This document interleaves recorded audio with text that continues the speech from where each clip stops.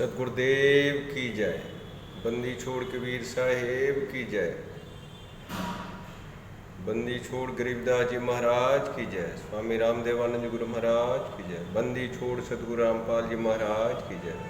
सत साहेब।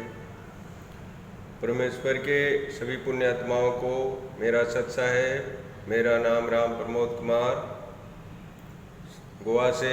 मेरा mobile number 7743915191 है।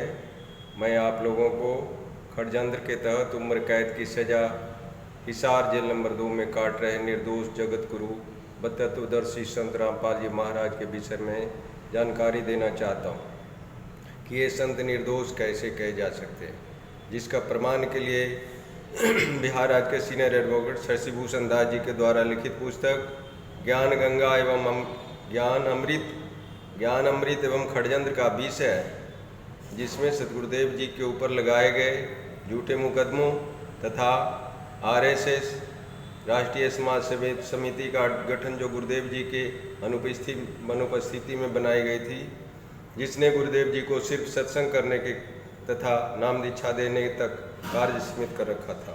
अन्य सारे कार्य का देखरेख आरएसएस के पदाधिकारी गण ही करते थे।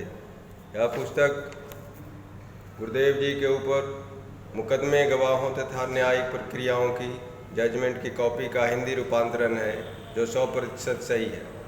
यह पुस्तक मैनेजमेंट के द्वारा संत रामपाल जी महाराज के लिए किए गए सकारात्मक व नकारात्मक पहलुओं को भी दर्शाता है। अतः आप तमाम श्रोताओं व दर्शकों से नम्र निवेदन है कि इस पुस्तक को मंगाएं, पढ़ें और निर्णय करें कि दोषी कौन है, संत रामपाल जी महाराज या राष्ट्रीय समाज सेवा समिति के पदाधिकारी गण। इस संशय को दूर करने के लिए हम आप लोग के सामने इस पुस्तक के अंदर के तथ्यों को रखता हूं। आज का मेरा टॉपिक है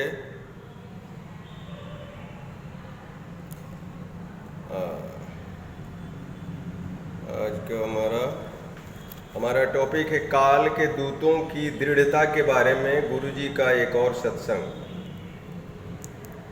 गुरुजी ने नाम दीक्षा देने वाले को, अलग से नाम दीक्षा देने वालों को गुरुजी ने समझा बुझा दिया था, लेकिन उसके बाद भी उन काल के दूतों ने गुरुजी की अनसुनी कर दी। दृढ़ता के साथ और लगा रहा अपनी महत्वाकांक्षा को अंजाम देने में। सन 2008 ईस्वी में ही आश्रम के प्रबंधनकर्ता की महत्वाकांक्षा इतनी आगे बढ़ गई कि अपने महत्वाकांक्षा के संबंध में सतगुरुदेव जी के द्वारा नकारा पाकर इतने अंदरूनी रूप से जल भून गए कि उनका हिसाब चुकाने के लिए षड्यंत्र का 20 की धागा बुनने लग गए। इतनी दृढ़ता आगे बढ़ गई कि गुरुजी के रहते सहते आश्रम में अलग से नाम दीक्षा एक स्त्री के माध्यम से दिलवाने लग गए और पुण्यात्माओं को दुष्ट आत्माएं ऐसे बहकाने लग गई कि स्त्री में कबीर परमात्मा आते हैं। गुरुजी ने आदेश दिया कि ऐसा करो वैसा करो, इस स्त्रियों को भगवान मानो और उनसे दीक्षा ग्रहण करो, मगर ये बातें गुरुजी से नहीं पूछनी है कि आपने कोई ऐसा आदेश दिया है इस संबंध में। यदि ऐसा पूछते हो तो गुरुजी नाराज हो जाएंगे। इस घटना को गुरुजी ने अपने सत्संग में बताया और उस स्त्री को स्त्री न कर दुष्टा शब्द से उपमा दी। बताया कि यदि आप गुरुजी से पूछते कि क्या आपने ऐसा करने का आदेश उस स्त्री को दिया है तो क्या मैं नाराज हो जाता? नहीं। यदि उस दुष्टा में कबीर परमात्मा आते भी तो भी नहीं कहते कि उसे मानो, नाम दीक्षा उससे लो। वे यही कहते कि तुम अपने गुरु को ही मानो और गुरु से ही नाम लो।